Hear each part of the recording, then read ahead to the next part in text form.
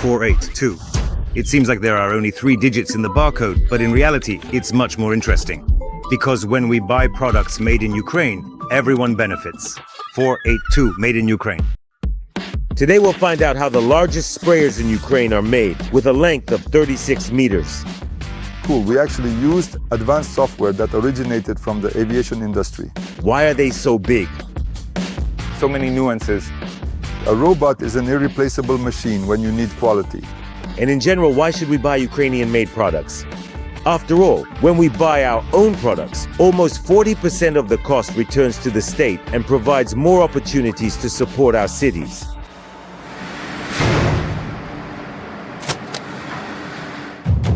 Did you know that the first sprayers appeared back in the time of Napoleon? But the complex boom for sprayers was only developed in the 1980s. Meet one of the largest agricultural machinery manufacturers, Boguslav. Machines for fertilizer application. We are discussing trailed sprayers and also self-propelled sprayers, which are both essential pieces of agricultural equipment. If someone told me right now, do you want to build a tractor there? Then I'd say, sell everything and invest in the tractor. Well, I would think about it. Then money wasn't the most important thing here. First of all, it's the people. Secondly, it's inspiring that things are working out and getting done. And when you come to the exhibition, people come, those who bought the machine. Some grumble, others praise, but there's always a discussion. And they grumble, praise, shout, but the next year they come back and buy another machine. And you realize that you're doing something right.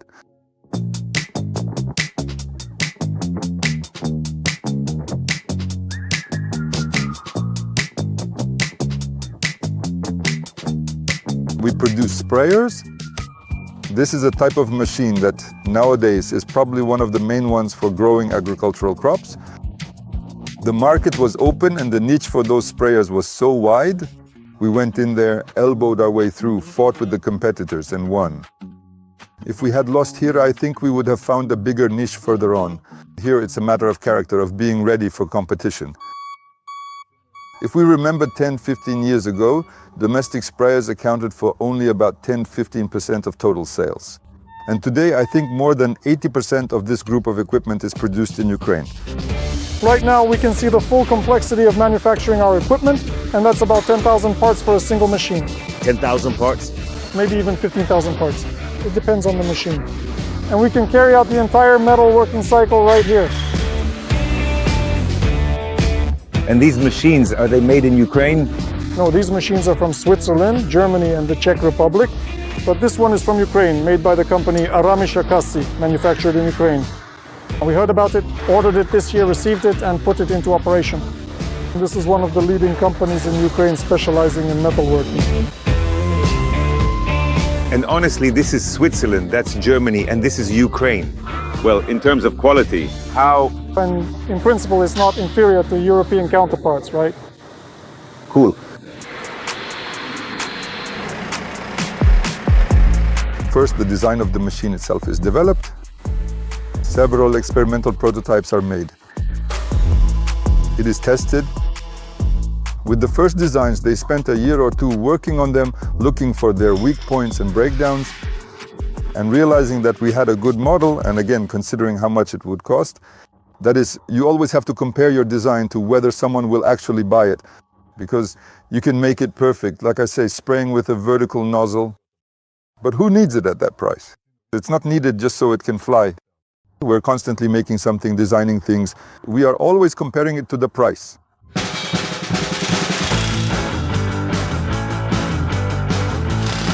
And for someone who truly doesn't fully understand, what exactly is it that makes this particular equipment so incredibly high-tech and remarkably complex? The operator's job is to pull the sprayer. And does the sprayer handle things on its own? On its own? It does. It decides when, how much liquid to spray, to turn off at the turns. That's all. The navigation system and the spraying control system make those decisions. What's specific, what's high-tech, for example, is even the cab itself. You can't just install a cab from a tractor or a combine, because in a sprayer it performs a much more complex function. It not only protects the operator from the sun and provides comfort, but it also has to shield them from the fumes and vapors of what we're spraying. nitrogen fertilizers, which are also applied with these machines, not only require protection for the operator, but are also applied effectively.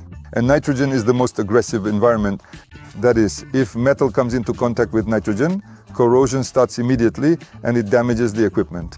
That's why both the cab and all metal structures must be sufficiently protected. And we offer a 7-year warranty for protection. And in fact, it often lasts even longer. And these are the features that set this group of machines apart from other agricultural equipment. Did I notice correctly? Do all 4 wheels turn? Yes, absolutely. There's also a crab steering function here where a pair of wheels can turn independently. So basically, it can turn almost on the spot with a minimal turning radius. That's cool. And I also see that the wiper is facing downward. So here it wipes so that... No, it works 360 degrees and then returns to its original position so that the operators can see as much as possible.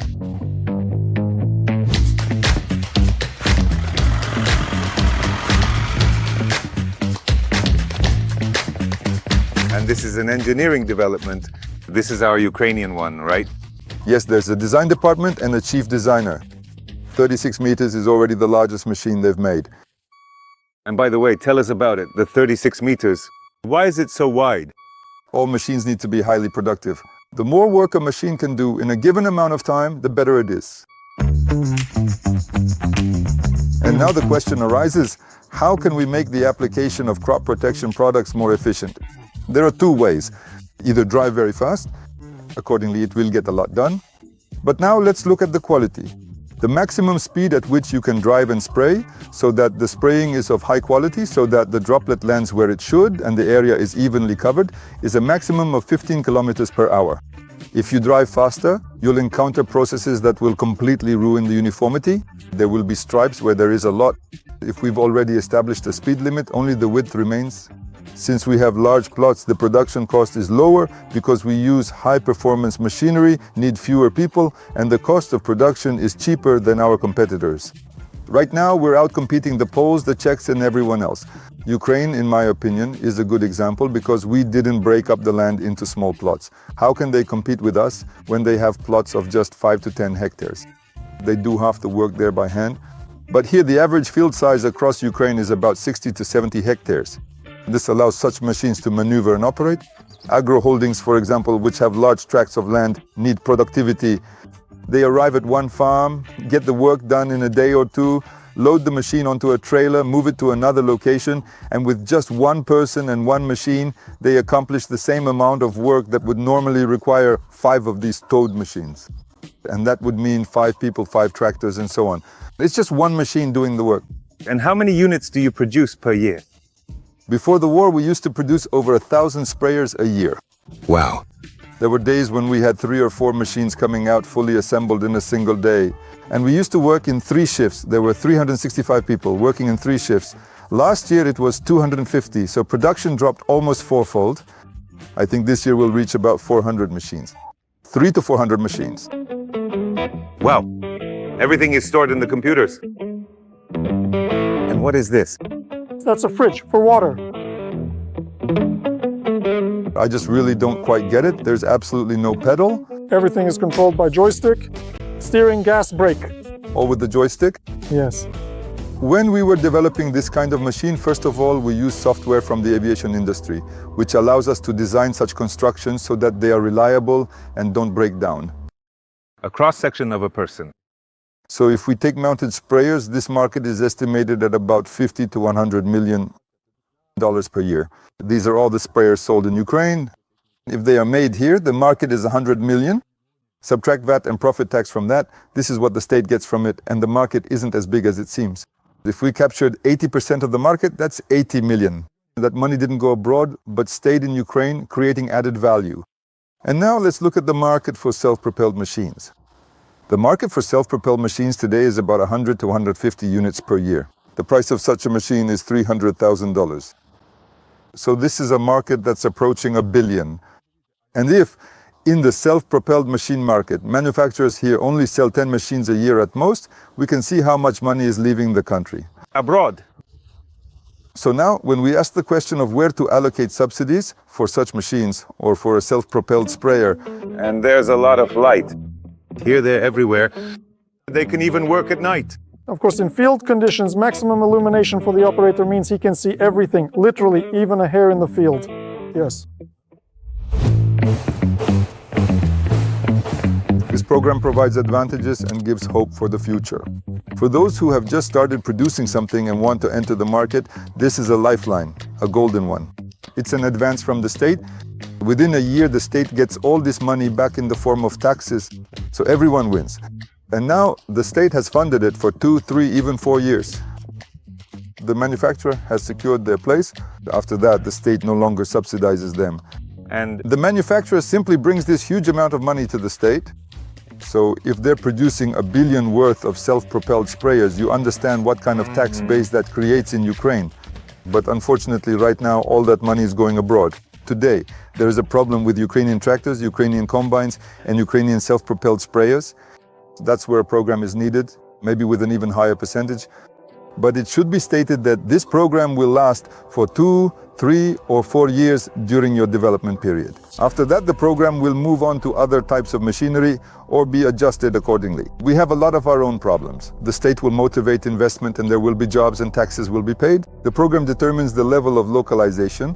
Localization means the depth of processing. So if you just attach the wheels, that localization will only be about 5%, just the assembly basically, and you don't qualify for the program. For this group of equipment, there must be 60% added value in Ukraine, and for self-propelled sprayers, the requirement is lower. There it's 40%, because there are no engines, no cabins, no chassis produced in Ukraine.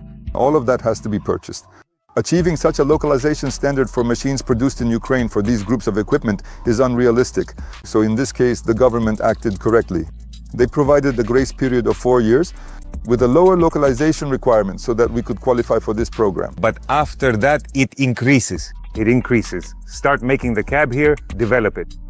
That's the right move. It's the right move, and it motivates.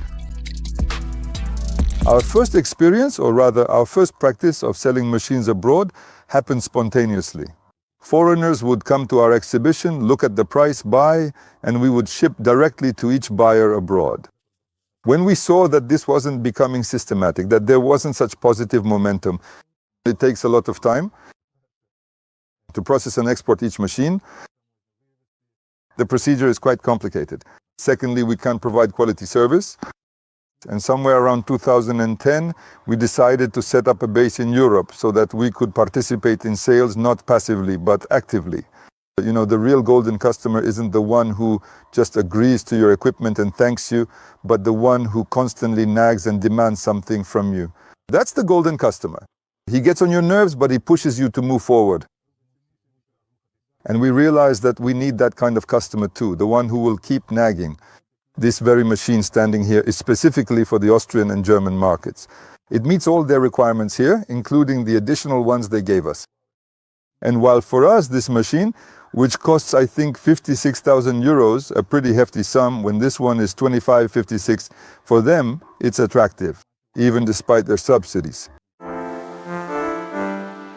You have Japanese robots here working in production. A robot is an irreplaceable machine when you need quality. You program it on how to weld, and it doesn't make mistakes anymore.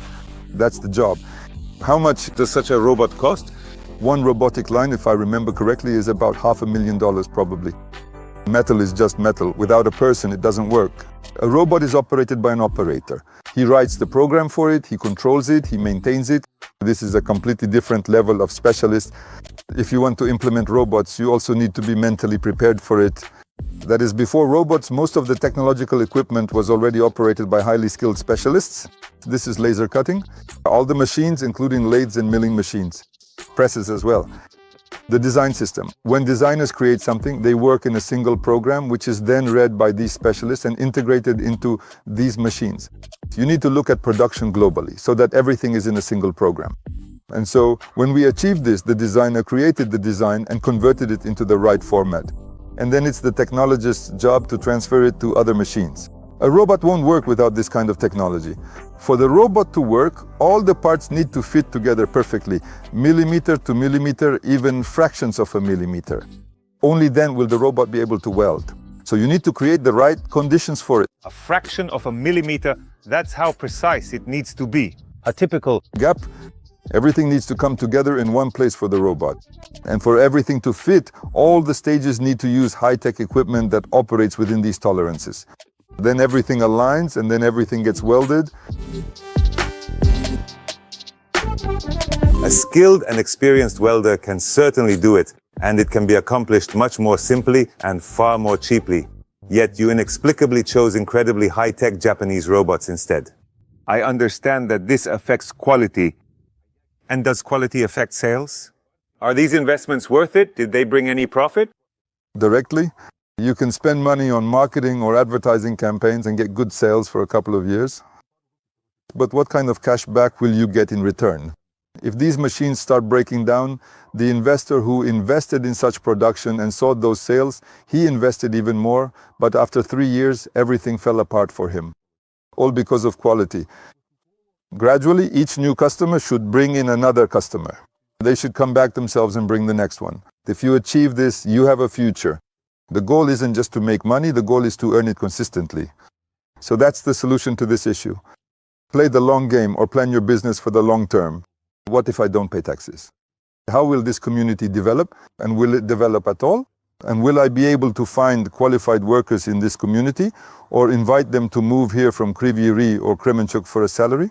If I keep paying everything under the table and the city doesn't develop, then my salary to get people to come here will have to be 1.5 times higher than, say, in Bila Tserkva, where everything is developing. So in the end, I'll still end up paying that money on the labor market. And that's why when you think long-term, you have to pay taxes yourself and make sure everyone else pays them too, and control that these taxes are invested in infrastructure, in utilities, in the development of this community. What is the strength of Ukraine? The strength of Ukraine and its people lies in their desire. In Ukraine, there are many people who want to realize themselves, earn money, and become wealthy, far more than in Europe. This is a particular trait of Ukrainians and the conditions we've probably lived in historically, these preconditions. Maybe that's the reason. That's our strength. The strength is in the desire. The strength of Ukraine is in its people and their desire. The desire to create with their own hands. And it's amazing that even during the war, a lot has been accomplished in Ukraine. A lot has been accomplished in Ukraine. Many things have been done in Ukraine. 482. It seems like there are only 3 digits in the barcode, but in reality, it's much more interesting. Because when we buy products made in Ukraine, everyone benefits. 482, made in Ukraine.